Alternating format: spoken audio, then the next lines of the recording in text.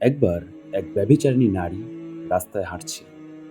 রাস্তায় হাঁটার সময় সে দেখতে পেল একটি কুকুর পানি না খেতে পেয়ে তৃষ্ণায় কাঁপছিল।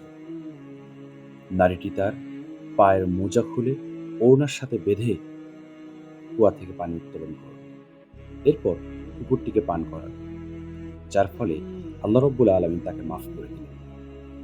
আমরা আমাদের জীবনের অনেক সময় তুচ্ছ কাজগুলোকে ছোট মনে করে থাকি, অথচ এই তুচ্ছ কাজেও আল্লাহ রব্বুল আলামিন খুশি হয়ে আমাদেরকে মাফ করে দিতে পারেন।